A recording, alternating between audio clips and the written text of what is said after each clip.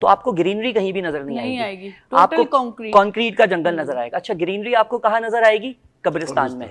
जहां लोग जिंदा नहीं है वहां ग्रीनरी है, और जहां लोग जिंदा हैं वहां पर आपको ग्रीनरी नजर नहीं आएगी। ग्रीनरी क्यों नहीं नजर आ रही है?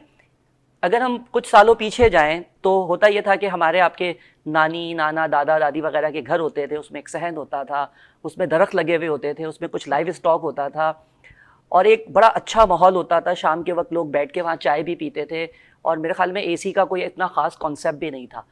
तो मुझे ऐसा लगता है, ये मेरी अपनी एक पर्सनल ऑब्जर्वेशन है, और मैंने और जगहों पे भी देखी है, कि वो नाना नानी और दादा दादी के इंतकाल के बाद जो उनकी औलादें थीं, जो चाचा मामा खाला, उन्होंने सोचा कि भाई अब इस सहन का, इस हिस्से का क्या करना है, इसको या तो हम रेंट पे देते हैं घर बना के, पोर्शन बना के, या कोई दुकान निकाल देते हैं। अब प्रॉब्लम यहाँ से क्या आई कि वो जो पैसे आप उससे हासिल कर रहे हैं, वो पैसे आप एसी के बिल में अदा कर रहे हैं या डॉक्टर को देकर आ रहे हैं। एक और खतरनाक बात क्या हुई पिछले 5 सालों में, ये बहुत ज्यादा कराची में देखा गया है कि जो रेजिडेंशियल एरियाज हैं वहां पर कमर्शियल एक्टिविटीज बढ़ गई। आपके घर के आसपास, मेरे घर के आसपास कोई रेस्टोरेंट खुला हुआ है, कोई इस तरह की दुकान खुली हुई है कि जिससे किसी भी तरह का हैजर्ड हो सकता है। जैसे कल लकी वन में आग लगी है, इससे पहले बहुत सारे मॉल्स में आग लगी है। मैं कराची में रहने वाले लोगों से ये पूछना चाहूंगा कि अगर आपके घर के आसपास कोई होटल है, कोई रेस्टोरेंट है जहां इतने बड़े बड़े सिलेंडर्स लगे हुए हैं, अगर वहां पे कोई हैजर्ड होता है तो क्या आपके पास फायर एक्सटिंग्विशर है? क्या आपके पास रेस्क्यू का बैकअप है? या जो रेस्टोरेंट्स खोलकर बैठे हुए हैं, मैं उनसे भी ये सवाल पूछूंगा कि आपने क्या इसके लिए कोई हिफाजती इकदाम किए हैं?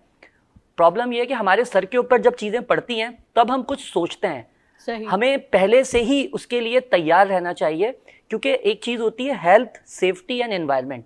तो हेल्थ, सेफ्टी और एनवायरनमेंट सिर्फ इंडस्ट्रीज़ के लिए नहीं होती है, सिर्फ इदारों के लिए नहीं होती है। घर में भी डिफरेंट तरह के हैजर्ड्स हो सकते हैं। इलेक्ट्रिक हैजर्ड हो सकता है, थर्मल हैजर्ड हो सकता है, और ये जो हीट वेव्स हैं ये भी एक हैजर्ड है। और सबसे बड़ा बम तो हमने सिलेंडर की शक्ल में अपने घर में रख लिया। एग्जैक्टली। तो मैं ये समझता हूँ कि दरख्तों के मामले में मैं सिर्फ ये कहता हूँ कि आप दरख्त लगाने के बजाय ना दरख्त बचाने के ऊपर रिकॉर्ड बनाएं, और आप एक दरख्त लगाएं अपनी ज़िंदगी में, लेकिन उसको अपने फैमिली मेम्बर की तरह ओन करें, जिस तरह आप अपने फैमिली मेम्बर का ख्याल रखते हैं। और पानी का जो जिक्र अभी किया, ये कंप्लेन बहुत लोग करते हैं कि पानी नहीं है, हमें पीने का पानी नहीं मिल रहा है, आप दरख्त लगाने की बात कर रहे हैं।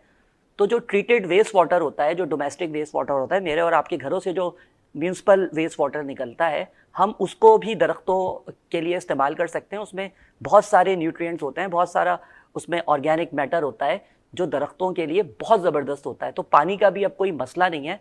बात यह है कि अब हमें एक्ट करना होगा, हमें चीज़ों को जैसा कि वर्ल्ड ओशन डे के इस पे थीम है ना, रीथिंक, री इमेजिनेशन, हमें उस तरफ आना होगा, अदरवाइज हमारा सर्वाइवल जो है वो बहुत मुश्किल हो जाएगा।